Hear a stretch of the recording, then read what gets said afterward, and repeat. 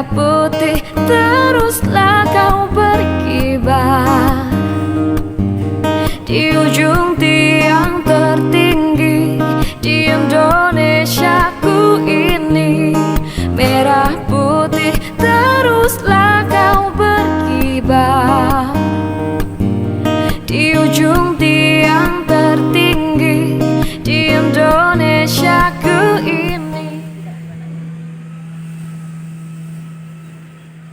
Siap, Bro. Terima kasih atas atensinya kali ini. Semoga selalu keluar. Ya. Selamat pagi.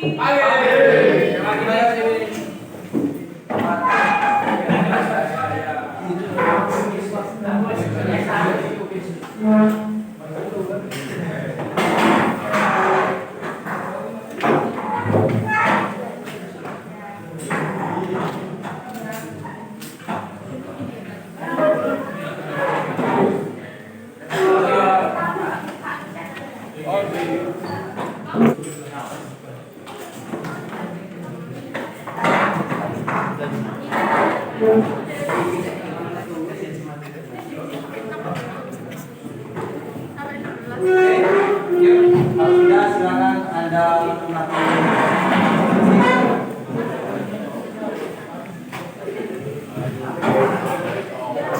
Oke, saya minta tolong Mas Baskara untuk melapor Mas. Kita siap UKM.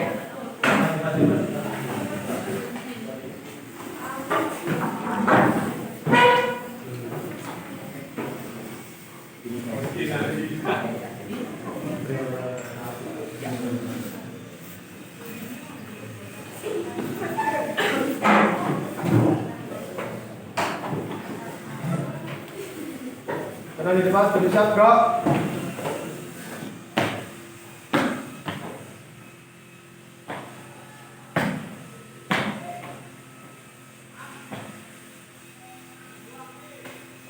Kelas nomor 5 siap mengikuti pembelajaran. Laporan terima. Oke. Silakan.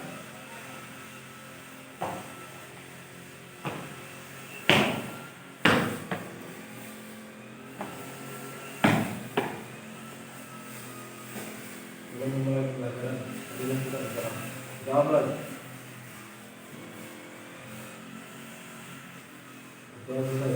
Ya, cepat, gerak. Selamat pagi. Terima kasih Mas Baskara. Assalamualaikum warahmatullahi wabarakatuh. Oke, sebelum saya memulai KBN, terutama saya ucapkan beribu-ribu terima kasih kepada kepala sekolah kita, Bu Bisdul, Mas Nuwun, untuk bisa bergabung di ruang belajar kita. Saya ulangi, bukan pertama kali kita selalu ada pihak kedua atau lebih untuk kita bersama-sama belajar. Harapannya dengan belajar, saya juga belajar, kalian belajar, nanti insya Allah dengan pengamatan khususnya dari Bu Bisdul, kita akan memperoleh masukan, khususnya saya. Oleh karena itu, terima kasih yang pertama kepada kalian yang telah menyiapkan kondisi kelas. Tetapi saya kurang nyaman dulu kalau di depannya masih kosongin. Tapi nggak apa-apa, sementara di situ dulu, karena mungkin Anda belum tahu saya di sebelah kanan atau kiri atau di depan saya, belum tahu. Maka ini kita biarkan dulu. Nanti pada masanya kita akan melaksanakan. Yang kedua, saya melihat ada beberapa tempat atau kursi Anda itu kosong. Melihat dari daftar jurnal kelas kalian ada beberapa, saya akan memperkuat saja. Ini bahwa Alfi, Cindy, Najwa, Daluki, Marisa dan kita itu kegiatan Olimpiade. Betul. Oke. Karena itu ada 6 yang hari ini tidak bisa bergabung, tapi bukan menjadi bagian yang akan menghalangi kita KBM. Karena materi kita hari ini sangat senang sekali nanti kalau kita bisa bekerja sama, bisa nanti menambah wawasan dalam kegiatan KB 3.7 Dan yang paling utama bukan capaian tujuannya, tapi saya kepingin sekali Anda ini 90% lebih nantinya sampai 70 menit ke depan itu baterainya benar-benar full 100%. Jangan sampai nanti gara-gara puasa terus menjadi penyebab kita melupakan pertama kali ibadah kita, yaitu menuntut ilmu. BPUPKI sebelumnya PPKI kan BPUPKI. Cowok ini nah cerdas, nah gitu dong. Gitu, dulu, materi itu sudah kemarin. Oke, pertama cowok ini itu wakil. Kemudian diganti oleh BPUPKI, diganti oleh PPKI. Setelah PPKI diganti apa? KNI terus. KNIB terus. DPR lanjut. DPR lanjut. DPR. Nah, itu adalah wakil-wakil kita yang di parlemen. Tujuannya adalah sesuai dengan konsep dalam undang-undang dasar yang disusun oleh beliau-beliau. Mereka kan memiliki kedudukan yang imbang. Biasa dong DPR itu menjas eksekutif, ya kan? Pak Mahfud MD itu kan wakil eksekutif yang diberikan mandat oleh Pak Jokowi untuk menjawab dari undangan legislatif. Karena kasus dana yang melimpah tanpa sebab, mana ini? Dan itu semua beliau-beliau bekerja dasarnya dari mana? Ya dasarnya dari awalnya terbentuknya dasar negara dan undang-undang dasar. Nah itulah yang kita akan bahas hari ini. Yang kita bahas sehingga dasar itu berjalan terus sampai sekarang. Oke, termasuk adalah tadi ada sebutkan kita gagal menjadi tuan rumah usia 20. Sebenarnya enak banget talenta internasional sepak bola yang akan menggugah talenta-talenta dalam negeri untuk bisa sama dengan beliau-beliau atau dengan karakternya usia 20 saat itu. Tapi gagal karena apa? Sebenarnya FIFA itu kan nggak boleh dimasuki oleh unsur-unsur politik. Nggak boleh karena ini mau panggung 2024. Mungkin ada yang menjadi start atau yang lain. Itulah konflik-konflik di negara kita. Mari anak-anakku, Anda yang calon-calon penerus pimpinan-pimpinan negara kita pada usia emas kita, yaitu 2045, insya Allah kalian yang menjadi pemimpin-pemimpin kami. Mungkin Anda yang bisa duduk di legislatif, mungkin Anda duduk di eksekutif, mungkin Anda duduk di yudikatif, mungkin Anda duduk di MKJ, mungkin Anda duduk di TK dan kawan-kawannya. Ayo ciptakan selaras pandang. NKRI itu harga mati. Jangan sampai nanti NKRI makin berkurang karena kekurangan teladan kita menjadi seorang pemimpin. Kanannya saya itu mulai Ahmad Rasidin, Dwi Nanda, Muhammad Rasya, Elvareta, Rahmadani, Ahmad Rasya, Gabriel, Nabik, Jessica, Muning, Baskara. Silakan berpindah ke sini. Kemudian kelompoknya konstitusi negara. Ini kelompok konstitusi negara. Ada Muhammad Biar, Benedi, Marisa, Nur Aisyah, Danendra, Muhammad Raina, Cindy, Naswa, Ahmad, Naura. Silakan yuk di sini. Ini kelompok konstitusi negara. Nah, ini kelompok kontra. Kelompok kontra. Farhan, Muhammad Bidais, Irman, Talita, Alif Anggoro, Galang, Prabita, Laitesa, Muhammad Farel, Azjabra. Ini kontra. Nah, oke. Ada yang belum tutup bersama ya? Silakan dulu. Kursi depan tolong di situ. Nah, oke.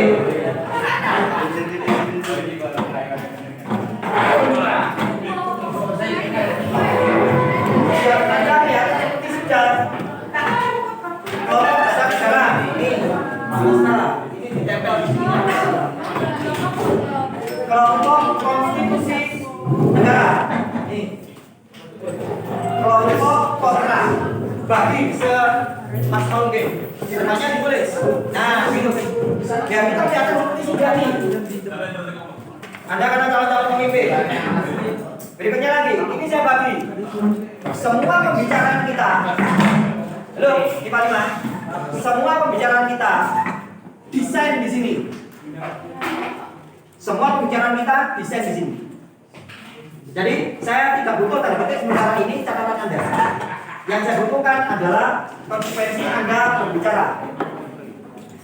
Tidak perlu semuanya individu menulis. Ada yang mengamati, ada yang nanti menulis sesuatu yang bermanfaat. Oke. Itu tanggung jawab ilmiah saya ngambil data dari itu yang menurut saya, wah ini bagus nih untuk saya pakai sebagai konflik dalam integrasi bangsa. Yo, baca. Ada juga boleh saya terima kasih banget yang sudah menyiapkan buku paketnya. Saya kurang tahu buku paket ini ada materinya ya untuk dasar negara kita bentuknya karena perjuangan enggak. Nah ini karena buku ini referensi yang bukan dari saya sih sebenarnya. Tuh. Oh, tapi semua ada ya? Ada di halaman 250. Halaman 250 dimulainya. Kalau nama referensi dari buku Absari. Oh, nanti itu dicatat untuk iya, dari teman memberikan masukan apa? Masukan dari kelompok kontra. Pertanyaannya apa ditulis? Iya, hanya gitu aja. Bukan ada merangkum dari situ ya. Bukan, tapi memberikan masukan.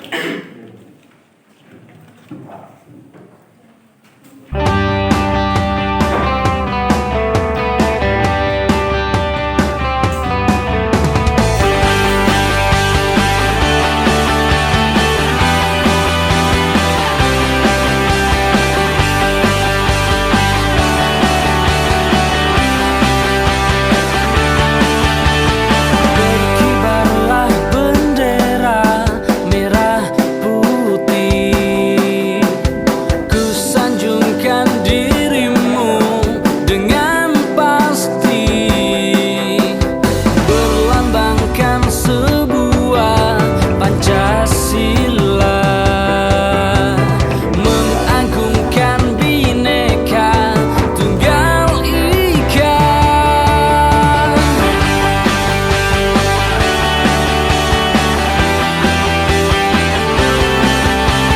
Dengan kobaran semangat 45, kita pertahankan bendera merah putih.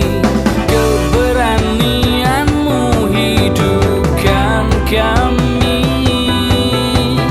kesucianmu mengindahkan. Sebelumnya perkenalkan diri, nama saya Baskara dari Wibawa, nomor absen 7. Saya perwakilan dari kelompok dasar negara. Di sini saya akan mempresentasikan sedikit tentang Pancasila 1 Juni. Jadi pada era reformasi PDIP itu selalu mengadakan upacara pada 1 Juni untuk memperingati hari lahirnya Pancasila. Tetapi ada banyak sekali pihak-pihak yang tidak terima dengan hal tersebut. Namun PDIP sendiri itu sangat berjuang untuk menjadikan tanggal 1 Juni sebagai hari lahirnya Pancasila. Dan PDIP sendiri itu memperjuangkan hal itu bukan tanpa sebab. Sebab yang diutarakan adalah Presiden Soekarno memberi nama Pancasila itu pada pidato 1 Juni.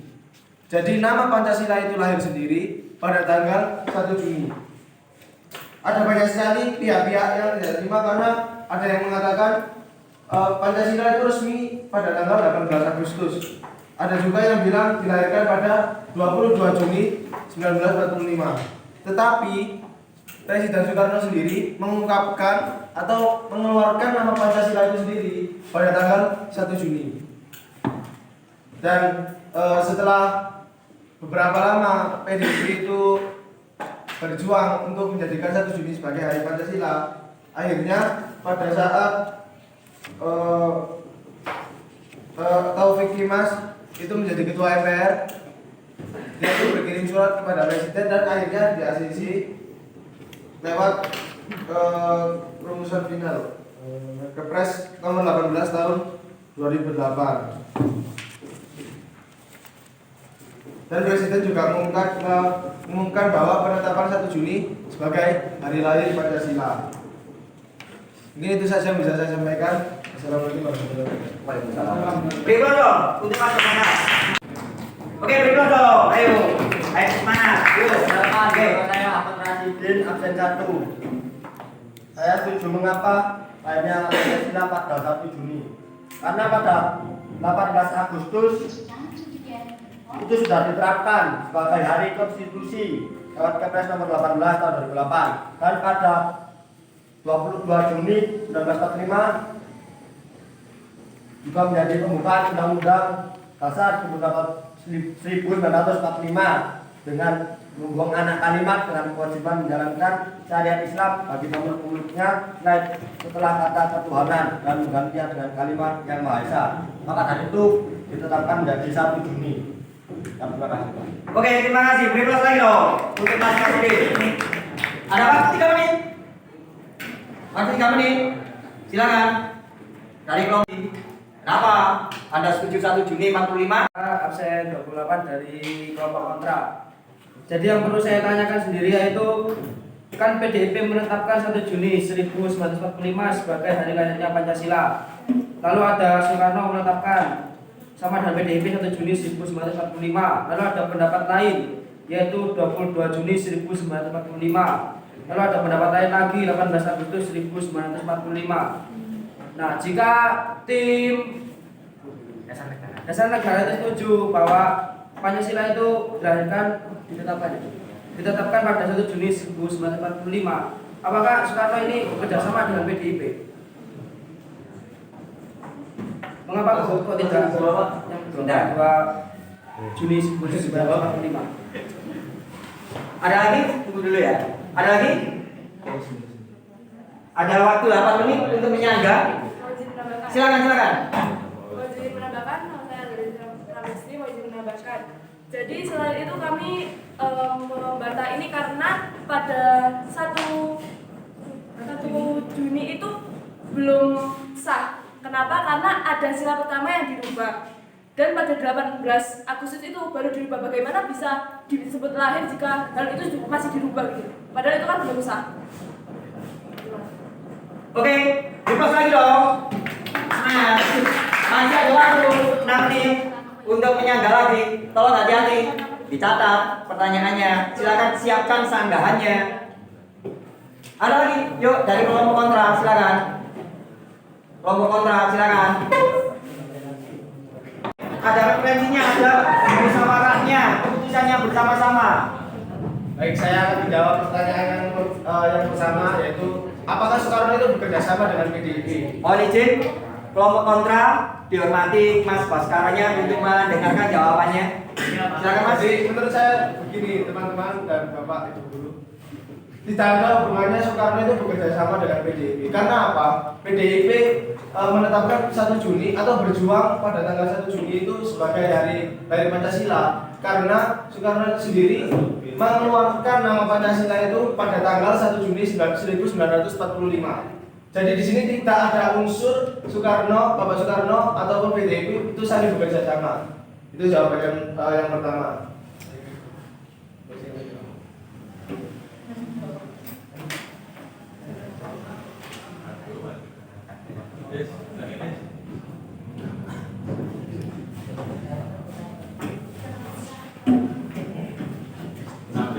Lima menit waktunya terus berjalan untuk menjawab pertanyaan kedua. Mengapa Pancasila ditetapkan 1 Juni padahal tanggal 18 Agustus masih ada perubahan? Karena pada 22 Juni itu sudah Pancasila dirumuskan ke dalam Piagam Jakarta, dan 18 Agustus Pancasila ditetapkan sebagai dasar negara. Dan pada di situ itu tidak ada Pancasila itu difikskan pada tanggal-tanggal itu. Terus sedangkan pada 1 Juni itu Soekarno itu mengenalkan kepada masyarakat Pancasila itu dan memberikan nama Pancasila juga pada tanggal 1 Juni itu. Maka dilahirkan Pancasila pada tanggal 1 Juni 1945. Terima kasih. Oke, berikut dong. Kalau saya boleh memberikan penekanan, hanya kata Pancasila, penyebutan, bukan isi kalimatnya yang ditekankan. Aku melahirkan Sematara 27 Januari 2017. Aku. Tapi secara resmi setelah ada tanda tangannya RI 1. Berarti mulai Januari sampai Juni boleh berubah nggak semata nama ini? Isinya boleh nggak? Boleh. Semata namanya yes, kan namanya semata nama 27 Januari. Namanya sudah semata nama. Ya kan? Isinya mulai Januari sampai bulan Juni itu boleh berubah nggak? Isinya sebentar. Awalnya nggak ada kolam renang, terus ada kolam renang. Awalnya tidak ada ini, tambah ini, boleh nggak? Boleh. Isinya yang dikenalkan kan tandanya belajar berargumen. Nggak apa-apa kita belajar. Belajar, nggak apa-apa kita belajar. Nah, ayo siapa? Oh silakan Mas. Oke, mohon izin menurut kelompok dasar negara, kelompok kontra untuk menghormati dari kelompok konstitusi yang akan berkomunikasi. Silakan Mas. Assalamualaikum warahmatullahi wabarakatuh. Waalaikumsalam. Perkenalkan, nama saya Muhammad Desa Beladi. Sedang saya membaca tentang materi yang akan kami bahas, yaitu tentang amandemen UUD merupakan persyaratan suasana kebangsaan yang kondusif. Di sini terdapat suatu masalah tentang kehadiran GBN model baru atau PPR yang diberikan MPR sejak tahun 2014 yang selalu menuai pro kontra di masyarakat. Terdapat dua kutub masyarakat yang terdapat tentang GBN tersebut. Pertama, kelompok masyarakat yang setuju. Kelompok masyarakat setuju ini pembangunan nasional dengan berbagai argumentasi dan kepentingannya melatar belakangi mereka menganggap bahwa negara Indonesia yang sangat besar dan banyak penduduknya ini tidak bisa rencana pembangunan nasionalnya hanya diserahkan kepada basis visi dan program persoalan calon presiden atau capres yang ketika sang capres tersebut menang dalam pemilu presiden. Visi, misi, dan program capres tersebut dirubah menjadi rencana pembangunan jangka nasional selama 5 tahun ke depan. Alhasil setiap ganti presiden dan juga ganti kepala daerah, visi misi dan program pembangunan nasional dan daerah akan berganti pula program kebijakannya. Jadi pembangunan nasional dapat menimbulkan ketidakpastian arah pembangunan nasional, diskontinuitas pembangunan dan sering terjadi miskoordinasi antara konsep tentang pelaksanaan kebijakan pemerintah pusat dan daerah. Sementara untuk masyarakat yang tidak setuju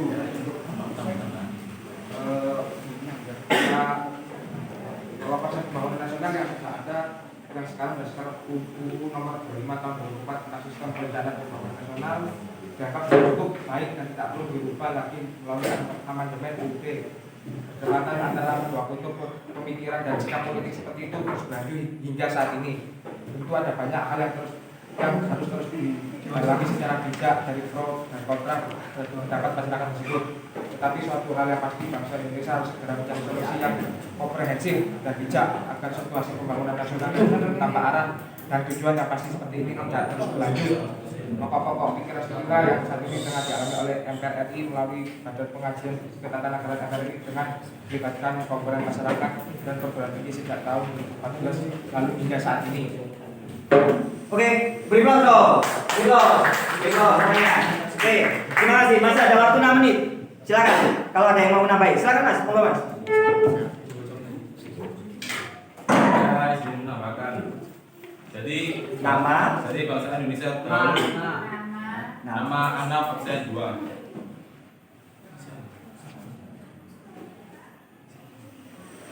Silakan Mas. Jadi bangsa Indonesia dulu itu pernah beberapa kali melakukan perubahan konstitusi sejak awal kemerdekaan. Jadi dulu perubahan UUD tahun 1945 menjadi UUD RIS tahun 1949. Perubahannya lagi dengan UUD sementara 1950 menjadi UUD tahun 1945 pada tahun 1999. Lalu ada perubahan UUD 1945 dilanjutkan lagi tahun 1999 sampai 2002 dan menghasilkan UUD Negara Republik Indonesia pada tahun 1945. Nah, pada saat terjadinya perubahan UUD yang lalu, MPR merubah hampir semua pasal dalam UUD 1945 karena pada saat itu belum ada pasal 37 UUD NRI 1945 yang mengatur cara perubahan UUD secara rinci dan detail. Sehingga saat ini jika akan dilakukan perubahan UUD tidak bisa lagi secara serampangan dan bersifat meluas terhadap pasal-pasal.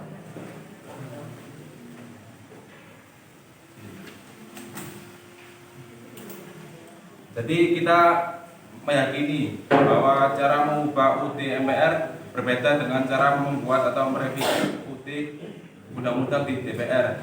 Bukan hanya pada prosedur dan mekanisme pembentukan hukumnya saja, akan tetapi untuk mengubah UUD selain harus memenuhi syarat formil yang diatur, aturan dan turunannya, juga diperlukan persyaratan situasi nasional bangsa Indonesia yang kondusif. Oke, terima kasih.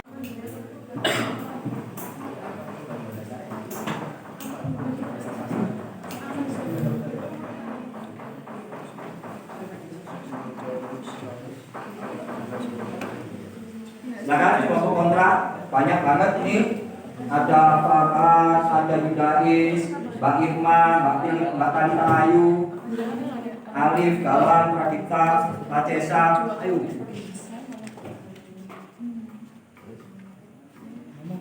Enggak apa-apa yuk, silakan. Kita berani.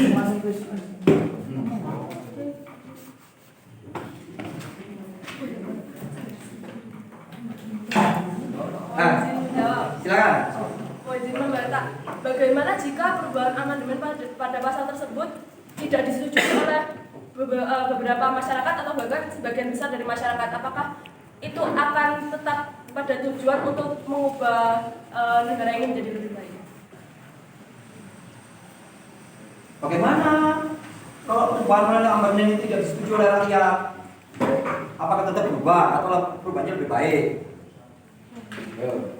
Ada lagi sanggahan? Kelompok kontra? Tolong bagian sekretarisnya atau bagian pencatat untuk mempersiapkan jawabannya teman-temannya juga. Silakan.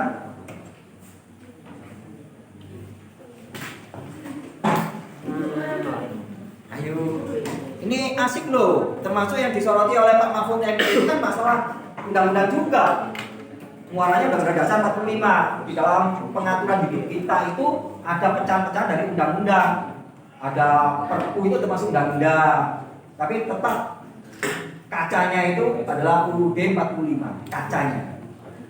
Pembiasannya ada peraturan presiden, ada peraturan-peraturan yang lain. Untuk menerjemahkan isi dari amandemen.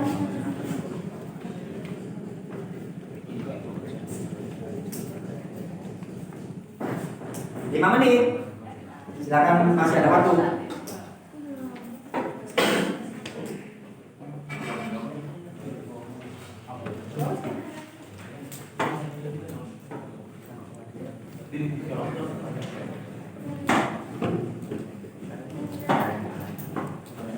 Silakan. Ayo kelompok kontra. Apa? Coba analisis. Sebutkan nama. Izin nyangga, nama Farhana Kila, absen 12. Izin nyangga Pak. Jadi kan sebuah keputusan itu kan harus dengan atas persetujuan bersama ya Pak. Jadi demokrasi. Indonesia adalah negara demokrasi yang katanya semua itu ada di tangan rakyat. Kode-kode mulai. Ya. Jadi keputusan tertinggi ada di tangan rakyat. Sedangkan kalau misalnya hanya perwakilan rakyat yang membuat keputusan tersebut dan terdapat banyak tidak kesetujuan dari masyarakat yang lain, sudah seharusnya perwakilan rakyat tersebut memikirkan kembali kenapa harus diubah dan tidak hanya memikirkan perwakilan saja yang harus mengubah karena atas dasar ini itu, harusnya melihat rakyat-rakyat yang lain.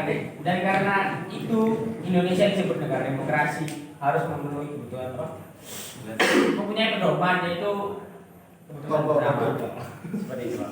Oke, terima. Yang disahkan oleh Agustus itu berapa bagian isinya? Mungkin sampai bisa lebih. ada berapa bagian? Satu, ada pembukaan. Kemudian yang bagian kedua, batang buku, bagian ketiga, empat itu apa? Itu kan konstruktifnya Undang-Undang Dasar 45 yang digagas oleh tim 9. Undang-Undang Dasar 45 itu ternyata ada 4 dalam satu isinya. Dalam satu bukunya itu, satu pembukaan, dua batang buku, yang ketiga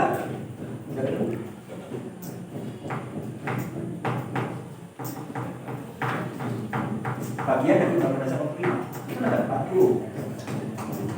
Ini sudah ditetapkan mulai 18 Agustus hasil dari tim 9 yang mereka bekerja tanggal 7 sampai tanggal 9 ini 4 bagian pembukaan. Oleh masyarakat apakah tidak diubah atau diubahnya menjadi lebih baik. Jadi untuk perubahan undang-undang sendiri, undang-undang 45 itu hanya boleh diubah pada bagian batang tubuhnya, dan untuk pembukaan tidak boleh karena prinsip sila-sila Pancasila. Dan jika banyak masyarakat yang tidak menyetujui amandemen, maka jika diubah maka akan menjadi kondisi negara yang tidak kondusif dan tidak akan maju.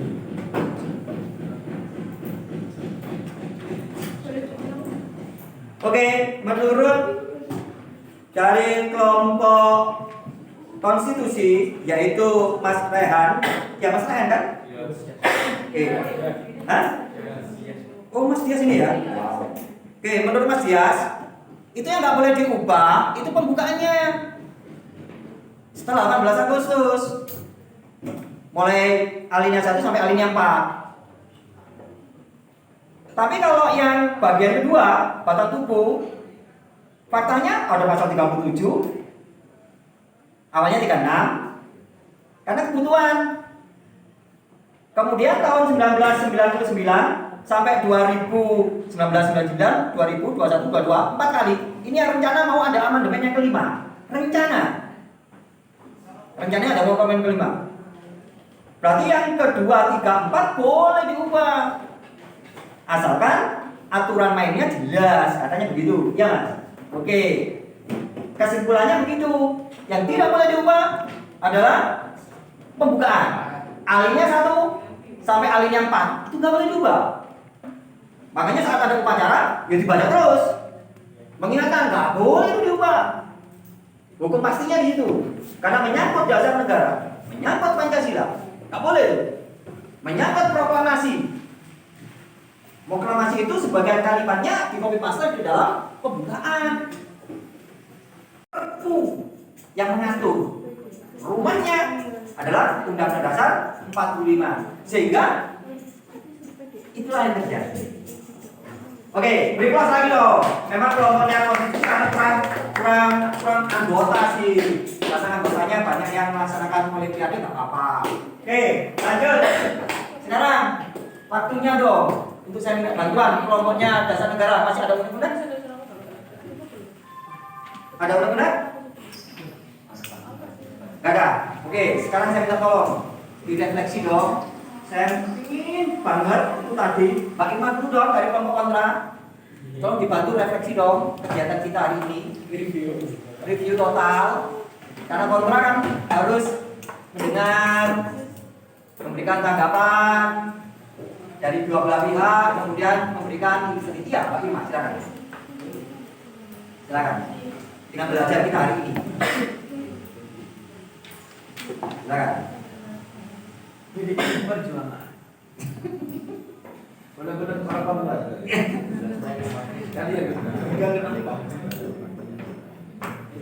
Gak apa-apa, Mbak Irma. Pak Farah aja, Pak. Hah? Saya kasih tulis yang dari Oke, silakan. Perwakilan dari kontra, silakan. Silakan, gak apa-apa. Monggo, Mas. Silakan berdiri, Mas. Jadi untuk refleksi dari kegiatan kita hari ini yang ada 3 kelompok, yaitu kelompok dasar negara, kelompok konstitusi negara, dan dari kelompok kontra.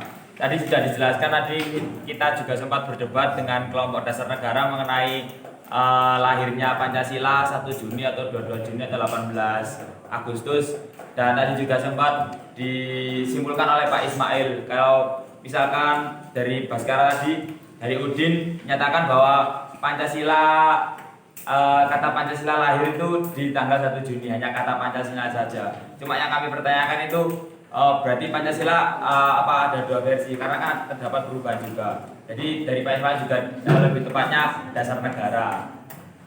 Untuk tadi dari kelompok konstitusi negara sempat didebatkan apabila masyarakat tidak setuju, dan karena negara kita kan juga demokrasi, bukan hanya sekelompok kecil yang bisa memutuskan. Dari dia tadi sudah jelaskan bahwa ada yang boleh diubah dan ada yang tidak boleh diubah. Yang dinyatakan oleh dia tadi yang tidak boleh diubah hanya pada pembukaannya, dalam tubuhnya dapat diubah. Jadi dari sini kami sekarang juga lebih tahu lagi mengenai bagaimana sejarahnya Pancasila ini lahir, tepatnya di tanggal berapa, terus bagaimana apabila ada hukum-hukum tertentu untuk penolakan pembuatan perubahan UUD. Jadi kesimpulannya itu saja dari kelompok kontra. Terima kasih. Wassalamualaikum warahmatullahi wabarakatuh. Waalaikumsalam warahmatullahi wabarakatuh. Saya telah mewariskan kepada kita fondasi-fondasinya melalui adalah Pancasila, kemudian konstitusi negara, kemudian ada operasional yaitu TAP MPR, itu operasional kita yang kita harus laksanakan juga, dan yang terakhir adalah Perpu. Itulah aturan dasar kita bersama-sama untuk bernegara. Itu yang paling penting, sehingga memang peraturan itu dibuat bukan untuk dilanggar. Peraturan itu dibuat untuk menertibkan kita. Kalau masyarakat tidak tertib, maka itu masyarakat anomie, masyarakat tanpa aturan.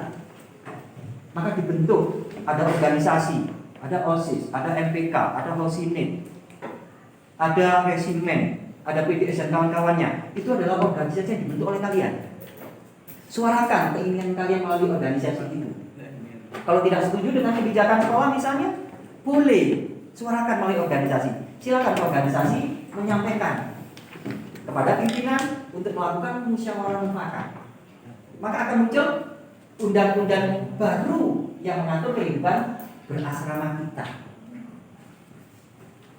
Itu indahnya sebuah peraturan yang dibuat bersama-sama. Itulah pembelajaran kita hari ini. Terima kasih sekali lagi, itu yang kita bisa dapatkan. Sebelum kita akhiri pembelajaran, saya sekali lagi minta tolong kepada Mas Baskara untuk melaporkan kegiatan pembelajaran kita hari ini. Oke, terima kasih. Semua bahan boleh Anda miliki untuk referensi Anda untuk itu. Monggo Mas. Dari debat bersiap, Bro.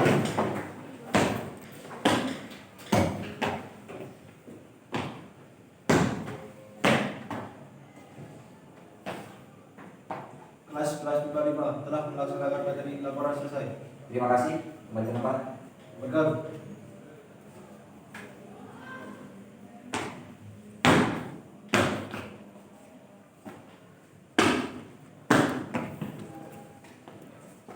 Sebelum mengakhiri pembelajaran, marilah kita berdoa. Kita mulai.